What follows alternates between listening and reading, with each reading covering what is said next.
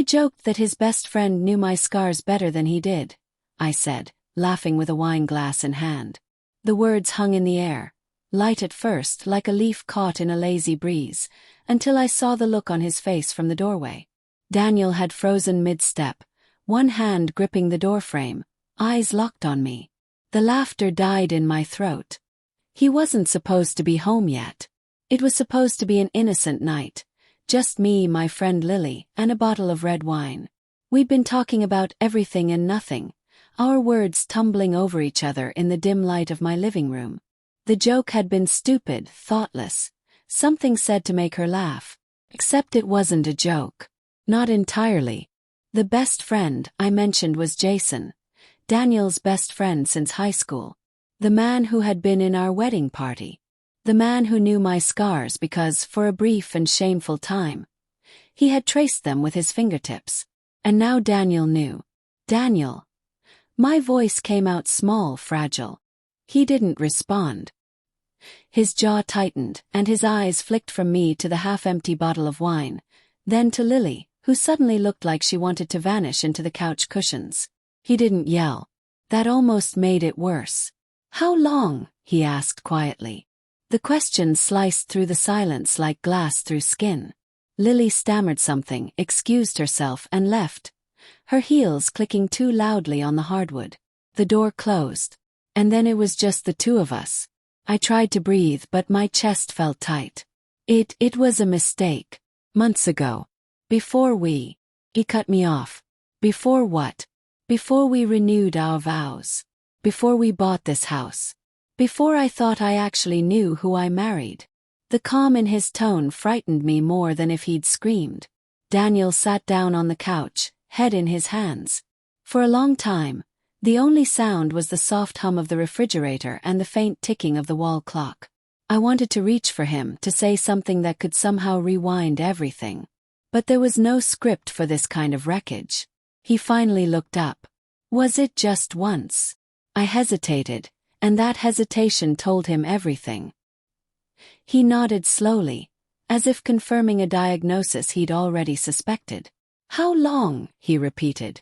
3 months, I whispered. It ended before it began. It didn't mean anything. "Don't," he said sharply, eyes burning into mine. "Don't insult me with that. Jason." The name alone made bile rise in my throat. He'd been Daniel's best man, the one who toasted us at our wedding, the one who helped him move furniture when we bought this house. He was practically family. It started one night when Daniel was away on a business trip. I'd cut my arm on broken glass in the kitchen, and Jason had come by to help fix a leaking pipe. I'd been crying, lonely, exhausted, angry after a fight Daniel and I had had over the phone. Jason noticed the cut, took my wrist gently and said, "You should be more careful."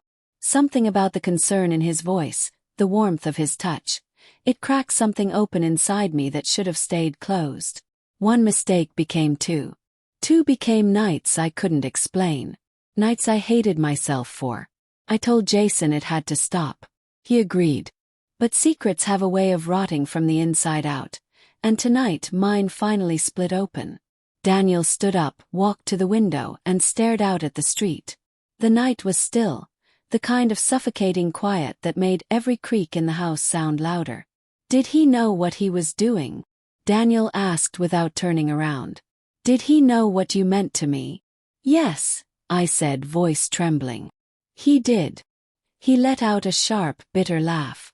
Guess he knew my marriage better than I did too. The next morning Daniel was gone. His side of the bed was empty.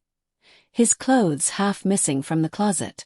A note lay on the kitchen counter, folded neatly. Don't try to call me. I need time. I don't know if there's anything left to save. I sank onto the cold tile floor, clutching the paper, the words blurring through my tears. That week stretched like a lifetime. I sent messages, apologies, explanations, but none were answered. I didn't blame him.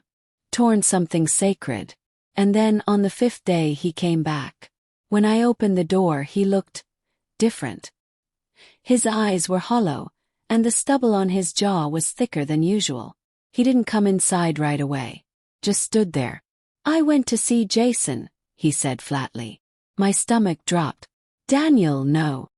He told me everything, he continued. Every detail you left out. Closed my eyes. What did he say? That you said you felt seen by him. Daniel's voice cracked. That you said I didn't look at you anymore. My throat burned. I was angry, Daniel.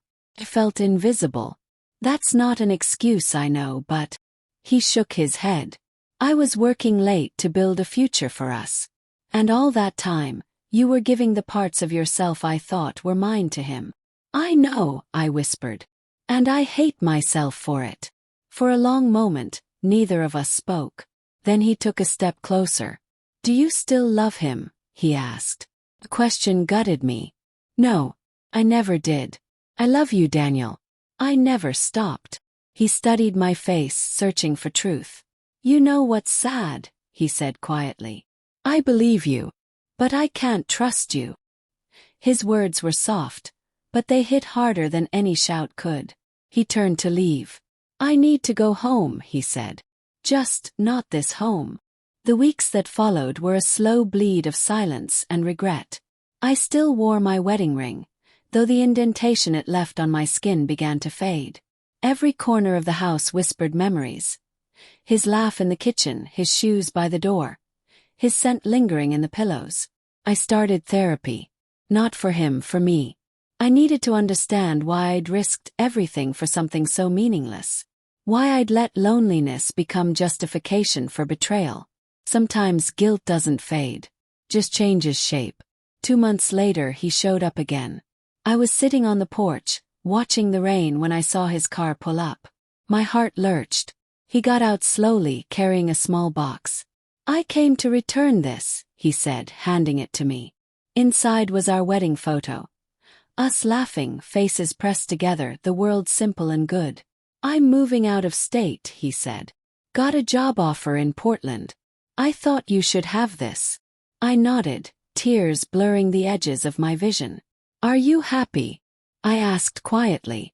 I'm trying to be, he said. Maybe I will be someday. Daniel, I started, but he held up a hand. I don't hate you, he said softly. I did. For a while. But now, I just feel sorry for both of us. We had something rare, and we let it die. Rain began to fall harder, misting between us. He turned to leave but paused. You were right, you know, he said without looking back. Jason did know your scars better than I did. But I was the one who would have loved you, scars and all. And then he walked away. I sat there long after his car disappeared, the box on my lap, the rain soaking through my clothes. Inside, the photo had begun to wrinkle from the moisture, just like us, once perfect, now warped by what we'd done. There's no dramatic ending to this story. No reunion, no redemption. Just lessons written in the ache of what's lost. Sometimes love doesn't end with anger. It ends with understanding. Too late to save anything, but just in time to feel the weight of what could have been.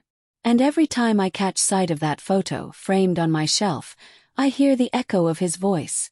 Gentle, broken and final. I would have loved you, scars and all.